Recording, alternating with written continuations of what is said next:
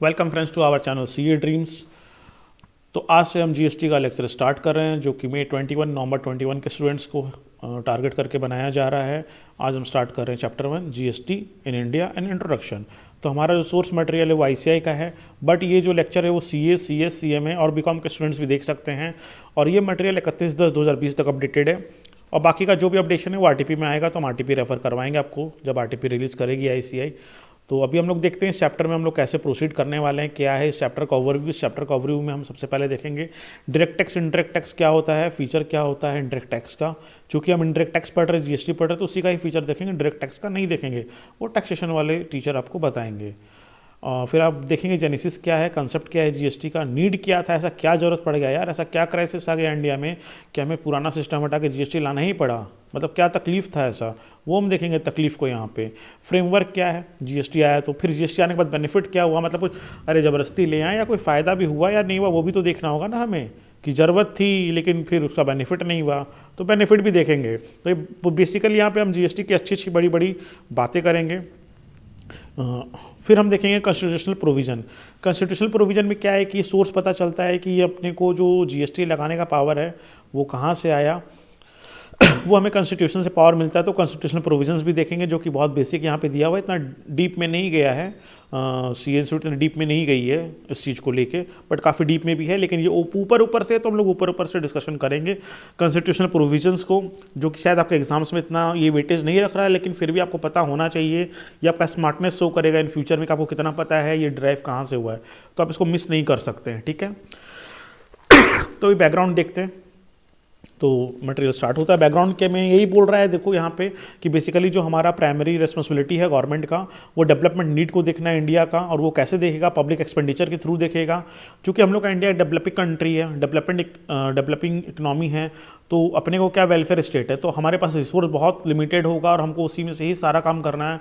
तो हम उसको मैक्सिमम कैसे करेंगे, तो हम टैक्स लगाते हैं अपने रेवेन्यू को इंक्रीज करने के लिए, तब हमारे पास रिसोर्स और आएगा और हम उसको पब्लिक एक्सपेंडिचर में या पब्लिक सर्विसेज में या सोशल इकोनॉमिक ऑब्जेक्टिव्स में हम उसको स्पेंड कर सकते हैं, खर्च कर सकते हैं। तो ये बेसिकली क्या होता है, हमारा फिजिकल पॉलिसी में आता है। ये जो टैक्सेशन का मैटर है ये फिजिकल पॉलिसी में आता है, ये इसी का इंस्ट्रूमेंट है। अभी आप देखो गवर्नमेंट की दो तरह की पॉलिसीज़ होती है, फिजिकल पॉलिसीज़ होती है, मॉनेटरी पॉलिसी होती है। मॉनेटरी पॉलिसी मतलब जो मनी से डील करता है, मनी मैटर जो भी है, मतलब आरबीआई के अंडर आ जाता है ये चीज़, जो कि इंटरेस्ट, मनी सप्लाई, ये सारा चीज़ को, repo rate, reverse repo rate, ये सारा चीज़ मॉनेटरी पॉलिसी का पार्ट है।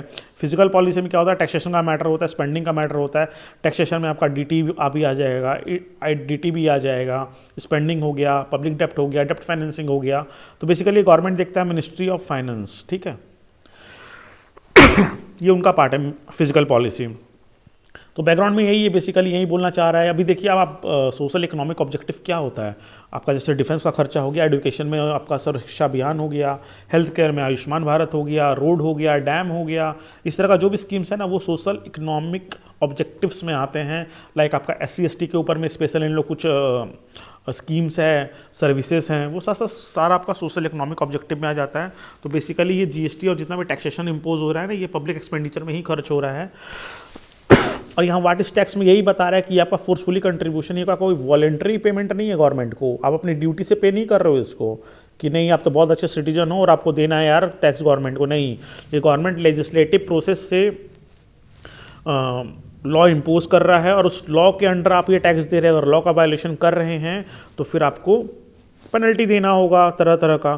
तो जैसे वही अपने पढ़ते हैं, इनकम टैक्स एक्ट है, फिर अभी जीएसटी एक्ट है, तो इसके अंडर आपको सारा पेमेंट करना पड़ रहा है। ये कोई वॉलंटरी कंट्रीब्यूशन नहीं है कि यार आप मतलब कोई डोनेशन है गवर्नमेंट का, प्राइम मिनिस्टर रिलीफ फंड, आप वहाँ पे डोनेशन दे दिए, वॉलंटरी नहीं। ये कंपलसरी आपका फोर्सफुली कंट्रीब्यूशन है।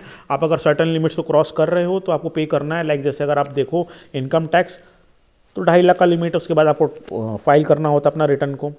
फिर अगर आपका स्लैब और क्रॉस कर जाता है तो फिर आपको टैक्स की लायबिलिटी बनती है, वो आपको पे करना होता है, आप पढ़ोगे स्लैब वहाँ पे। तो सेम है इंडायरेक्ट टैक्स में भी, आपका अगर ये गुड्स टैक्सेबल है तो टैक्स लग जाता है और आपको पे करना पड़ता है। आप इवन एक पार्ले जी बिस्कुट खरीद रहे हो तो आपको टैक्स पेमेंट करना पड़ रहा है, पिज़्ज़ा खा रहे हो तो आपको टैक्स पेमेंट करना पड़ रहा है वहाँ पे। तो वहाँ से डायरेक्टली वो ना कंजम्पशन पे ही आपसे टैक्स ले रहा है। बेसिकली हम लोग पढ़ेंगे क्या कंजम्पशन पे ले रहा है, एबिलिटी टू पे क्या होता है, नहीं होता है। तो अभी देखते हैं डायरेक्ट टैक्स इनडायरेक्ट टैक्स के बीच में डिफरेंस क्या है, कैसे क्लासिफाई किया जाता है। बेसिकली इंडिया में दो तरह के टैक्स हैं, डायरेक्ट टैक्स और इनडायरेक्ट टैक्स। तो जो डायरेक्ट टैक्स है वो डायरेक्टली इम्पोज किया जाता है टैक्स पेयर के ऊपर में, और जो टैक्स पेयर है वो डायरेक्टली गवर्नमेंट को पे करता है, और ये शिफ्ट नहीं हो सकता है। लाइक अगर ए है, एसएससी ए है, इसका टैक्स निकला ₹1,00,000 का इनकम के ऊपर, इनका इनकम था 10 लाख का, ₹1,00,000 का टैक्स आ गया इसका। अब ये चाहेगा कि नहीं, ये जो बर्डन है ₹1,00,000 का, ये बी के ऊपर मैं शिफ्ट कर दूं कैसे भी करके, तो ये नहीं कर सकता है शिफ्ट, इसी को ही पे करना होगा, क्योंकि एबिलिटी टू पे मतलब ये अर्न कर रहा है, ये डायरेक्टली इसके ऊपर लग रहा है तो ए को पे करना है। बट ये इनडायरेक्ट टैक्स में क्या होता है कि जो एवरी स्टेज में है टैक्स का इंसिडेंट पास कर दिया जाता है जब तक वो फाइनल कंज्यूमर तक नहीं पहुंचे। जैसे ए है, ये आपका मैन्युफैक्चरर है, ये बी को माल दिया, बी आपका हो सकता है डिस्ट्रीब्यूटर है, बी ने माल सी को दिया, सी ने माल डी को दिया, और डी ने फाइनली ये कंज्यूमर को दे दिया। ठीक है, ये हमारा कंज्यूमर है, इसको दे दिया, तो इसने यहाँ पर टैक्स लगाया, टैक्स लगा के इंसिडेंट बी के ऊपर पास किया, बी ने टैक्स लगा के इंसिडेंट जो है सी के ऊपर पास किया, सी ने फिर लगाया डी के ऊपर, डी ने लगाया फाइनली कंज्यूमर के ऊपर, और फाइनली इसके ऊपर बोझ पूरा आ गया, फाइनली इसको पे करना पड़ेगा। तो इंडायरेक्ट टैक्स में यहाँ पे यही बोल रहा है कि जो फाइनल रीच है टैक्स का होगा वो कंज्यूमर के ऊपर होगा, और वही इसको बियर करेगा। ठीक है, और ये शिफ्ट नहीं कर सकता है ना, यहाँ पे मतलब अपने डायरेक्ट टैक्स में पढ़ते कि शिफ्ट नहीं कर सकता, लेकिन देखिए यहाँ पे शिफ्ट हो रहा है, ए बी के ऊपर किया, बी सी के ऊपर किया, सी डी के ऊपर किया, डी लेकिन कंज्यूमर के ऊपर किया, तो फाइनली जो शिफ्टिंग जो है ना कंज्यूमर के ऊपर ही होगा, बस वो पास ऑन होते ही जाता है। एवरी जो चेन है आपका सप्लाई चेन है वो पास ऑन होगा, ये सप्लाई चेन है पूरा, अगर आप देखो तो इसको हम लोग सप्लाई चेन बोलेंगे, यहाँ तक डी तक ये सप्लाई चेन है, यहाँ कंज्यूम नहीं हो रहा है, ये सप्लाई चेन का पार्ट है, कंज्यूम तो कंज्यूमर कर रहा है, तो शिफ्ट उसी के ऊपर आएगा टैक्सेशन का। मतलब आप डेली बेसिस में सोचिए कितना जीएसटी पे कर रहे हो, और आप डेवलपमेंट नीड में कितना कंट्रीब्यूट कर रहे हो कंट्री के लिए, आप समझ रहे हो आप किस लेवल पे कंट्रीब्यूट कर रहे हो, कंट्रीब्यूशन मतलब डेवलपमेंट के लिए। तो फाइनली यहाँ पे यही बोल रहा है, the incident is born by the consumer who ultimately consume the product और द सर्विसेज। तो मैंने यहाँ पे आपको समरी में समझा दिया। अब यहाँ पे क्या कंजम्पशन टैक्स है, तो कंज्यूमर कंज्यूम करेगा तभी वो टैक्स देगा, तो फाइनली यहीं पे आके सारा इंसिडेंट पास ऑन हो रहा है। रिग्रेसिव इन नेचर है, ये हम लोग पढ़ेंगे रिग्रेसिव क्या होता है, बहुत अच्छा कॉन्सेप्ट है ये वाला भी। They are not based on the principle of ability to pay. Ability to pay तो यार इनकम टैक्स वाले के पास होता है ना, यहाँ पे आप साल भर का इंतजार करते हो, इसके पास एबिलिटी होता है, ये कमा रहा है 10 लाख रुपया, फिर ₹1,00,000 का लाइबिलिटी आ रहा है, तो एबिलिटी है इसके पास देने का, वो इंतजार कर सकता है। बट यहाँ पे क्या है, आप पार्ले बिस्कुट लोगे फिर आप हिसाब लगाओगे कि ईयर एंड में कितना देना है, आपका एबिलिटी अभी तुरंत है, आप दे के निकलो, ख़त्म बात। बाकी ये जो सप्लाई चेन वाले इनसे हम लोग कलेक्ट कर लेंगे, ये सारे लोग गवर्नमेंट को टैक्स पे कर देते हैं। तो ये सिंपल सा फंडा है यहाँ पे। पहले क्या था ना, बहुत सारे इंडायरेक्ट टैक्स थे, एक्साइज ड्यूटी था, कस्टम ड्यूटी था, सर्विस टैक्स था, सेंट्रल सेल टैक्स था, वैल्यू एडेड टैक्स था, एंट्री टैक्स था, परचेस टैक्स था, बहुत सारे तरह टैक्स थे जो कि जीएसटी आने के बाद में हट गया। अब इंडायरेक्ट टैक्स कब आया था अपने इंडिया में, देखो सीएडे के दिन आया था, ध्यान रखिएगा, सीएडे याद रखेंगे तो आपको याद रहेगा कि किस दिन आया था। तो जुलाई 1, 2017 को क्या है हमारा, सीएडे है, और जीएसटी भी इसी दिन आया था, जीएसटी डे भी इसी दिन है। तो ये आपको याद रखना है, जुलाई 2017 को आया था। ये यूनिफाइड इंडायरेक्ट टैक्स है, हम लोग देखेंगे क्या क्या इसमें से इंक्लूड हो गया और क्या क्या अभी भी है अलग से जो पहले भी प्रिवेल करता था। ठीक है, ये सिंगल टैक्स हो गया, इसको जीएसटी के नाम से जाना जाता है, और इसको पोस्ट जीएसटी रिजिम बोला जाता है। मतलब रिजिम मतलब शासनकाल हो गया ना, एरा हो गया, तो अब ये जीएसटी का एरा में हम लोग आ चुके हैं। ठीक है, तो हम लोग कस्टम नहीं पढ़ रहे हैं, कस्टम फाइनल लेवल पे है, तो हम लोग जीएसटी पढ़ेंगे। और जो हमारा आईसीआई का जो मटेरियल है इसमें बेसिकली सीजीएसटी का एक्ट है, यहाँ पे सीजीएसटी का एक्ट है यहाँ पे, और आईजीएसटी का एक्ट है। हम लोग को यहाँ पे एसजीएसटी एक्ट नहीं पढ़ना है, बेसिकली अपने मटेरियल में ये दो चीज़ आईसीआई ने मेंशन करके रखा है, और उसी के बेसिस में सब कुछ है। अगर आप सीजीएसटी पढ़ लियो तो मोर और लेस आपको एसजीएसटी भी आप पढ़ लोगे तो हो जाएगा, बट अपना जो मटेरियल में ये दो चीज़ हो रहा है। ठीक है, अभी हम लोग ब्रॉडली देखते हैं कि डायरेक्ट टैक्स और इनडायरेक्ट टैक्स में डिफरेंस क्या है। टैक्स से जो डायरेक्टली क्या हो रहा है ना कि पर्सन के ऊपर में लगाया जा रहा है, उनके वेल्थ के ऊपर में लगाया जा रहा है, वो डायरेक्ट टैक्स हो गया। लेकिन ये क्या गुड्स एंड सर्विसेज के ऊपर लगाया जाता है, ना कि आपके इनकम के ऊपर लगाया जाता है, इसलिए इनडायरेक्ट टैक्स है। मतलब इनडायरेक्टली लग रहा है, यहाँ पे डायरेक्टली लग रहा है। मतलब ये अगर कमा रहा है तो गवर्नमेंट डायरेक्टली आके यहाँ पे टैक्स इम्पोज कर दिया।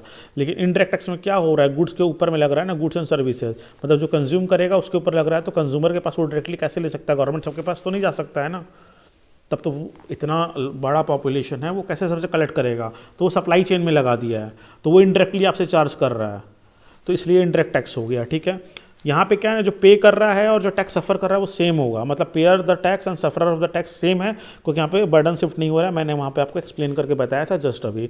यहाँ पे क्या हो रहा है कि यहाँ पे शिफ्टिंग हो रहा है और पेयरर और सफरर सेम नहीं है। यहाँ पे शिफ्ट किया जाए सब्सिक्वेंट बायर के ऊपर में, और फाइनली जो उसका बर्डन है वो फाइनल कंज्यूमर के ऊपर में पड़ रहा है। ठीक है, ये इनकम के ऊपर लग रहा है, मैंने आपको बताया, ये सप्लाई के ऊपर में लग रहा है, सप्लाई चेन में लग रहा है पूरा ये। यहाँ पे क्या रेट ऑफ टैक्स डिफरेंट है, डिफरेंट पर्सन के लिए। इंडिविजुअल केस में इनकम टैक्स में 2.5 लाख का लिमिट है, फिर और भी लिमिट है 5 है, ऐसे करके है। फिर आप अगर कंपनी केस में देखो तो कुछ परसेंटेज है स्पेसिफिक, तो ऐसे करके डिफरेंट रेट है डिफरेंट एसएससी के लिए। बट यहाँ पे एसएससी के हिसाब से ना टैक्सेशन चेंज नहीं हो रहा है। रेट ऑफ ड्यूटीज़ आपका जो है वो गुड्स एंड सर्विस के हिसाब से क्लासिफिकेशन किया हुआ है, उसके हिसाब से ही ये चीज़ वहाँ पे लग रहा है। तो यहाँ पे एसएससी के हिसाब से टैक्स चेंज नहीं हो रहा है, बल्कि रैदर गुड्स एंड सर्विसेज के हिसाब से, उनके क्लासिफिकेशन के हिसाब से वो टैक्स डिटरमाइन हो रहा है। ठीक है, यहाँ पे कि जो भी रेवेन्यू आता है ना डायरेक्ट टैक्स का, वो सेंट्रल गवर्नमेंट कलेक्ट करता है, उनके पास ही जाता है ये। लेकिन बाद में रिमिट होता है, फाइनेंस कमीशन के थ्रू रिमिट होता है ये। ठीक है, डायरेक्टली रिमिट नहीं होता है। तो जो भी रेवेन्यू है वो सेंट्रल गवर्नमेंट के पॉकेट में ही जा रहा है और बाद में वो शेयर होता है। बट यहाँ पे क्या डायरेक्टली शेयर हो जाता है रेवेन्यू का जो रिसोर्स है डायरेक्ट टैक्स में।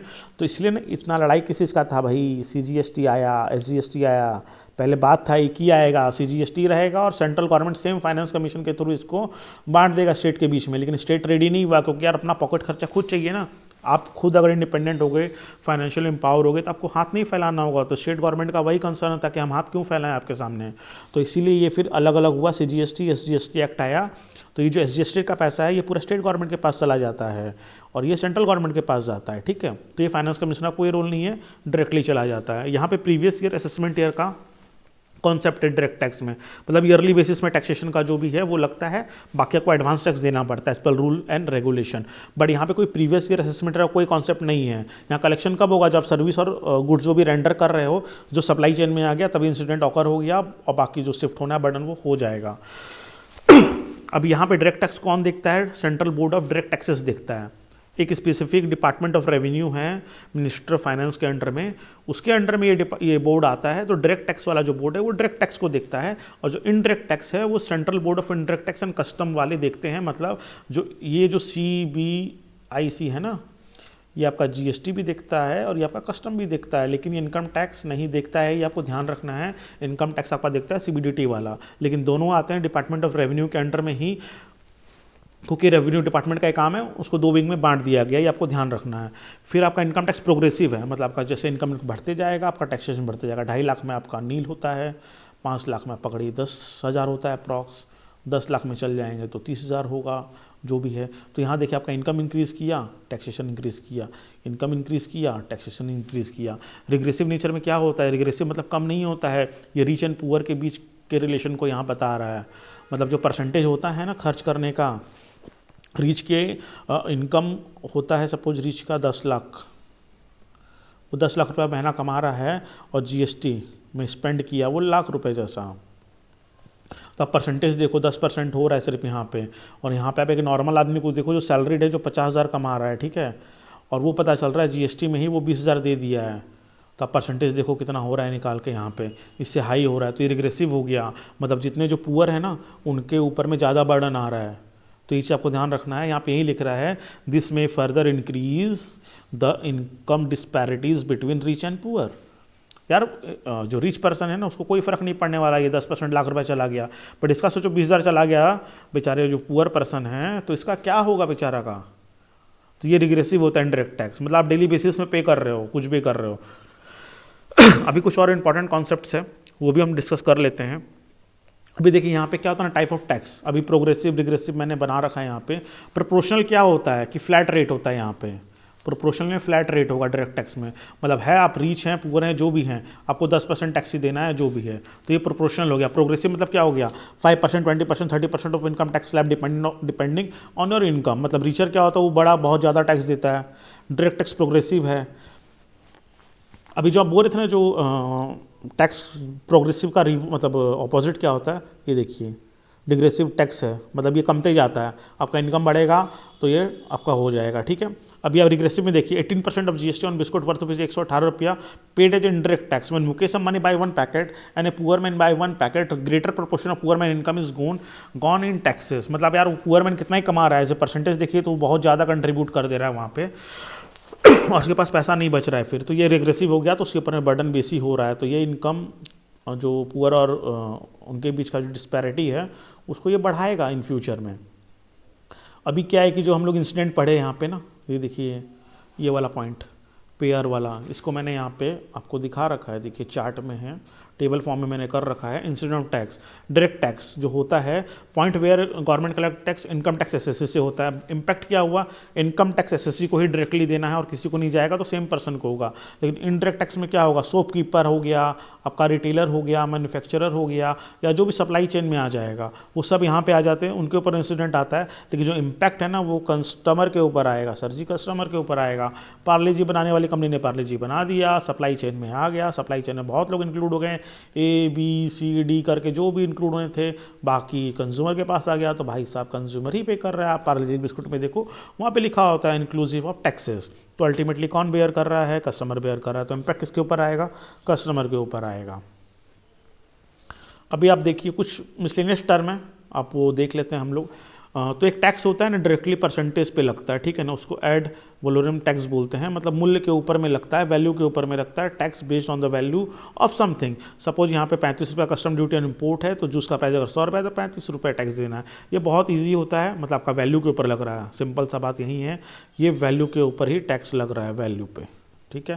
लेकिन स्पेसिफिक टैक्स यूनिट मतलब यहाँ पे क्या होता है कि क्वांटिटी पे हो गया, साइज़ पे हो गया, इस ढंग से होता है। तो जैसे आपका जैसे सिगरेट ले लीजिए, 65-70 mm का जो लेंथ होगा उस पर कुछ अलग टैक्स होगा। अगर 100 mm का कुछ अगर बड़ी सिगरेट होता है तो उस पर अलग टैक्स लगेगा। उसका सेलिंग प्राइस से कोई मतलब नहीं होता, उसको सेलिंग प्राइस से कोई मतलब नहीं है कि यहाँ वैल्यू पे नहीं लग रहा है, यहाँ यूनिट पे लग रहा है। तो ये डिफिकल्ट होता है एडमिनिस्ट्रेशन करने पे, इंस्पेक्टर राज बढ़ता है, लिटिगेशन बढ़ता है कि यार हम तो बोल देंगे नहीं मेरा 70 mm का था और वो डिस्प्यूट आएगा कि 75 mm का था, और टैक्सेशन में इसके कारण में टैक्स रेट चेंज हो जाता है, तो ये डिस्प्यूट क्रिएट होता है। तो दो तरह का टैक्स होता है, इंडायरेक्ट टैक्स में एक वैल्यू पे लगता है और आपका यूनिट पे लगता है, कुछ स्पेसिफिक होता है रिक्वायरमेंट उसके ऊपर लगता है। तो यूनिट हो गया कि कितना का आपका mm का सिगरेट है या फिर क्या उसका रिक्वायरमेंट है उसके ऊपर लग रहा है। तो बेसिकली ये है। तो यहाँ पे जो था चैप्टर 1 में हमने यहाँ पे ये सब सारा चीज़ देखा, ठीक है। उसी को मैंने डायरेक्ट टैक्स इंडायरेक्ट टैक्स का वहाँ पे आपको एक्सप्लेनेशन दिखाया उस स्लाइड में आपको। तो बेसिकली ये हमने 2 पेज कवर कर लिया। अब तीसरे पेज पे आते हैं। तीसरे पेज में सेम चीज़ मेंशन है कि वही आपका इंसिडेंट ऑफ टैक्स किसके ऊपर आएगा, प्रोग्रेसिव होता है, रिग्रेसिव होता है। इसको आप फटाफट देख लीजिएगा, बर्डन कौन पार कर रहा है नहीं कर रहा है, ये मैंने वहाँ एक्सप्लेन कर दिया। और ये चार्ट के फॉर्म में ICAI ने दिया है यहाँ पे, और कुछ फोटो भी यूज़ किया है, वो भी आप देख लीजिए। अभी मेजर जो डायरेक्ट टैक्स इंडायरेक्ट टैक्स क्या है, जो मैंने आपको बताया कि डायरेक्ट टैक्स में इनकम टैक्स आता जाता है, कस्टम ड्यूटी आ जाता है और GST आ जाता है। तो ये दोनों को कौन देखता है दोस्तों, CBIC है ना, ये CBDT।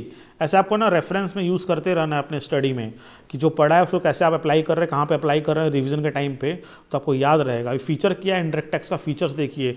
ये इंपॉर्टेंट सोर्स है रेवेन्यू का। अभी बजट आने वाला है, फरवरी में बजट आएगा, फरवरी Feb 21 में।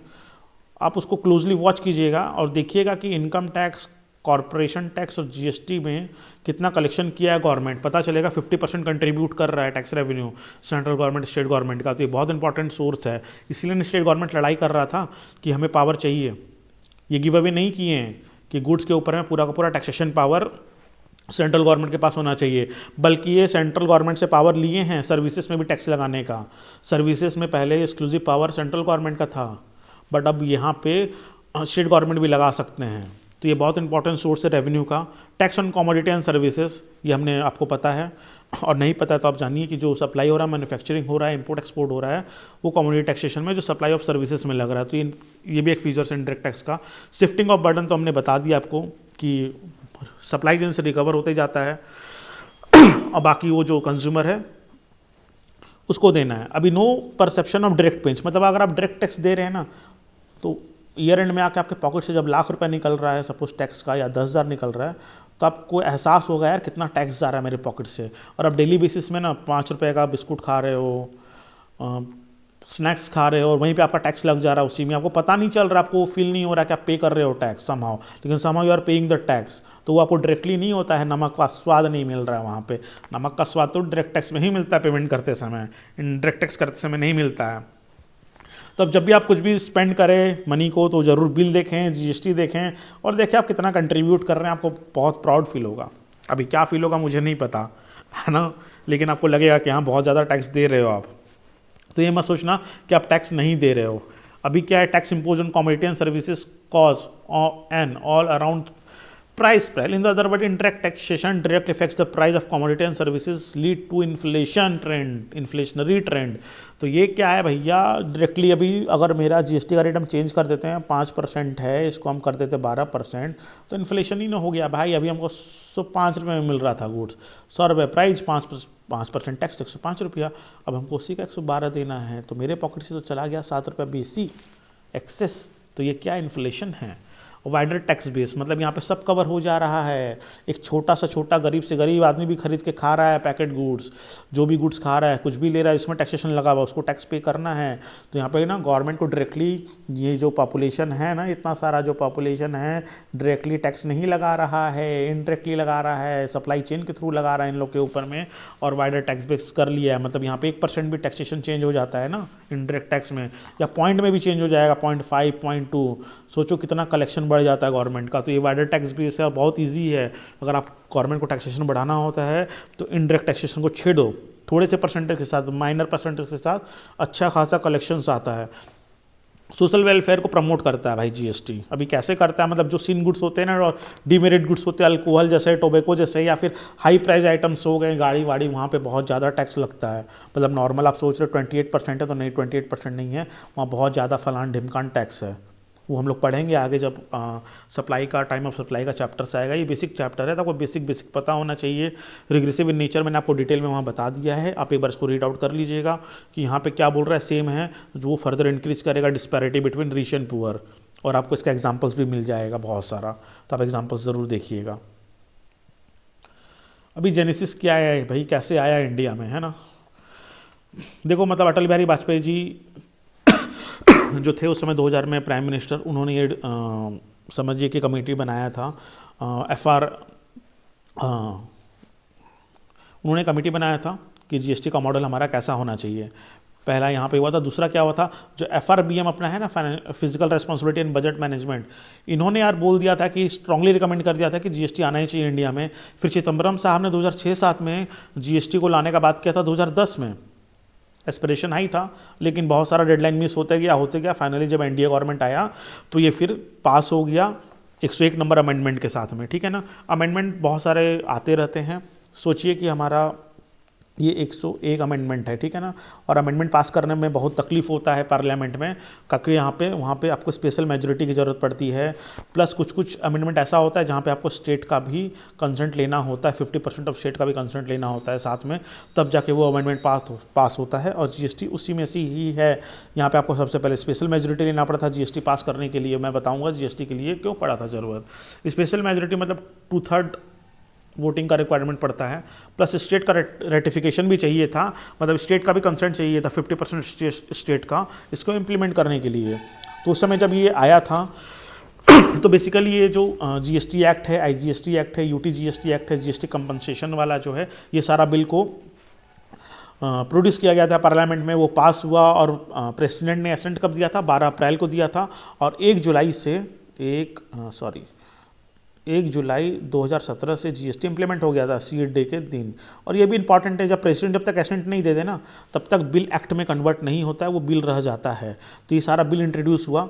जब ये सारा बिल को एसेंट मिल गया, उसके बाद में स्टेट गवर्नमेंट ने रेटिफाई किया एसजीएसटी बिल पास करके, और फाइनली जीएसटी इंप्लीमेंट हो गया। आईसीआई ने बहुत अच्छे से इसको रिप्रेजेंट किया है। देखिए चार्ट में मैंने जो आपको बताया, 2000 साल में प्राइम मिनिस्टर अटल बिहारी वाजपेयी जी ने कमेटी बनाया था कि जीएसटी का मॉडल कैसा होना चाहिए। फिर यहाँ पे 2006 में भाई चिदम्बरम साहब ने बोला था कि हम 2010 से ले आएंगे। यहाँ पे FRBM कमेटी का छोटा हुआ है, आईसीआई ने डाला नहीं है, उन्होंने स्ट्रांगली रिकमेंड किया था। फिर अपने 122 नंबर जो अमेंडमेंट बिल है वो इंट्रोड्यूस हो गया था और ये इनेक्ट हो गया। फिर आपका 101 नंबर जो आपका कॉन्स्टिट्यूशनल अमेंडमेंट है। फिर आपका क्या हुआ, काउंसिल मीटिंग हुआ, जीएसटी काउंसिल का फॉर्मेशन हुआ, उन्होंने रिकमेंड किया कि ये कंपनसेशन बिल होना चाहिए। फिर ये पास हुआ। जो भी बिल था CGST, IGST, UT GST and compensation वाला जो था वो पास हुआ। फिर काउंसिल ने रिकमेंड किया रूल्स। फिर ये एप्लीकेबल हो गया आपका 1 जुलाई से ऑल इंडिया, और जम्मू एंड कश्मीर में 7-8 दिन बाद हुआ था। 8 जुलाई से हुआ था आपका जम्मू एंड कश्मीर में, ठीक है। ये बहुत इंपॉर्टेंट है। देखिए यहाँ पे यही बोल रहा है, ये जो ऊपर में था ना कि 30 जुलाई को सबको ही ने ये पास कर दिया था और 1 जुलाई से एप्लीकेबल हो गया था all India accept Jammu and Kashmir. मतलब 1 जुलाई को 2017 सीए डे के दिन ऑल इंडिया हो गया था except Jammu and Kashmir. Jammu and Kashmir कब हुआ था? तो 8 जुलाई को हुआ था, ठीक है। ये आपको याद रखना है कि बस जम्मू एंड कश्मीर का डेट डिफरेंट है। अब तो Jammu and Kashmir integral part of India है और एक को यूटी का स्टेटस मिला है, एक के पास में दोनों यूटी है, एक के पास में लेजिस्लेचर है और एक के पास विदाउट लेजिस्लेचर है, ठीक है। तो मतलब एक जगह एसटी जीएसटी लगेगा, SGST लगेगा और यहाँ पे UT GST लगेगा, ठीक है। तो ये हम लोग डिटेल में डिस्कस कर लेंगे, जम्मू एंड कश्मीर वाला पॉइंट को भी फ्यूचर के लेक्चर्स में आएगा। तो ये क्या है ना कि बहुत पाथ ब्रेकिंग रिफॉर्म था गवर्नमेंट का कि कॉमन नेशनल मार्केट बन गया। एस्पिरेशन है ये गवर्नमेंट का, तो बड़ी बड़ी बातें की कि कॉमन नेशनल मार्केट बन गया। मतलब पहले क्या होता था ना, हमारे यहाँ पे पेट्रोल खरीदना होता था ना, तो हम झारखंड जाते थे खरीदने के लिए। वहाँ पे 1 से 2 रुपये तक पेट्रोल सस्ता होता था, हमारे यहाँ पे महंगा होता था। तो उस समय वो प्राइसिंग का बहुत ज़्यादा इशूज़ होता था, लेकिन अब वो ख़त्म हो गया क्योंकि टैक्स का रेट यूनिफॉर्म है हर जगह। तो सेम रेट है ऑलमोस्ट हर जगह, रेट में डिफरेंस नहीं मिलेगा। रेट में डिफरेंस नहीं मिलेगा तो कॉमन मार्केट हो गया यहाँ पे। तो जो भी था सब्सिट्यूट हो गया। एक्साइज ड्यूटी बोलो, सर्विस टैक्स बोलो, वैट बोलो, लग्जरी टैक्स बोलो, एंटरटेनमेंट टैक्स बोलो। जो वैट और जीएसटी है ना, बहुत इंटरचेंजेबल करके यूज़ होता है, मतलब सिनोनिम्सली यूज़ करते हैं हम लोग, सिनोनिम्स है। लेकिन क्या है ना, जीएसटी आपका ब्रॉड कवरेज है। यहाँ पे आपका गुड्स एंड सर्विसेज दोनों कवर किया गया है जीएसटी में, बट वैट में मेनली क्या गुड्स कवर था, बहुत नैरो है कॉन्सेप्ट है वैट का। यहाँ पे गुड्स को कवर किया गया था। और एक इंपॉर्टेंट पॉइंट है कि फ्रांस पहला कंट्री जिसने वैट जीएसटी लेके आया था 1954 में। तो ये आपका ट्रिविया फैक्ट है, थोड़ा सा आपको पता होना चाहिए कि फ्रांस ने लाया था। हो सकता है कि एमसीक्यू में आ जाए, ठीक है। वैट एंड जीएसटी जो है आपका जो यूनिफाइड सिस्टम हम लोग फॉलो कर रहे हैं, बहुत कंट्री है जो यूनिफाइड कर रहा है। और जो फेडरल जो पॉलिटिक्स हैं, जैसे ब्राज़ील कनाडा हो गया, वो लोग डुअल सिस्टम फॉलो कर रहा है। डुअल सिस्टम देखो अभी क्या यूनिफाइड जीएसटी में क्या है, वही जो पहले हमारे देश के मंत्री लोग लड़ाई कर रहे थे कि एक ही जीएसटी आएगा और हम सिर्फ CGST ही चार्ज करेंगे। लड़ाई उस चीज़ का था, तो इसलिए इम्प्लीमेंट नहीं हो पा रहा था। तो हमने फिर इसीलिए सा सॉल्यूशन निकाला कि डुअल जीएसटी रहेगा, ब्राज़ील कनाडा की तरह। मतलब सेंट्रल गवर्नमेंट भी लगा सकता है और स्टेट गवर्नमेंट भी लगाएगा, दोनों साथ में लगाएंगे। तो स्टेट गवर्नमेंट को भी सॉल्यूशन मिल गया, सेंट्रल गवर्नमेंट को भी सॉल्यूशन मिल गया और फाइनली जीएसटी इम्प्लीमेंट हो गया। और हमनों और जो इंडिया जैसी कंट्री जो कि वेलफेयर कंट्री है, डेवलपिंग कंट्री है, यूनिक फेडरल नेचर है, जिसने ये जीएसटी का डुअल मॉडल अडॉप्ट किया है। डुअल मॉडल में बेसिकली यही है कि आपका जो दोनों गवर्नमेंट है, सेंट्रल गवर्नमेंट, स्टेट गवर्नमेंट, दोनों के पास पावर होता है टैक्सेशन चार्ज करने का। तो इस लेक्चर को दोस्तों मैं यहीं पे एंड कर रहा हूँ। ये हमारा लेक्चर 1 का पार्ट 1 है। अभी पार्ट 2 में हम कंसेप्ट्स और आगे का जो भी डिस्कशन है वो कंटिन्यू करेंगे। बेसिकली 8 पेज तक कवर हुआ है अभी इस लेक्चर्स में। और फर्दर अभी लेक्चर 1.1 था ये, फर्दर लेक्चर 1.2 आएगा और उसमें मैं अभी रिकॉर्ड कर देता हूँ, वो भी मैं अभी रिकॉर्ड कर ले रहा हूँ बैक टू बैक। उसके बाद में कंसेप्ट्स और आगे का जो कॉन्स्टिट्यूशनल प्रोविजंस है, जीएसटी का नीड क्यों था, वो सारा हम डिस्कस करेंगे। थैंक यू दोस्तों, और अपने दोस्तों के साथ में ज़रूर करें हमारे इस लेक्चर्स को और मैक्सिमम स्टूडेंट तक पहुँचाएँ। थैंक यू दोस्तों।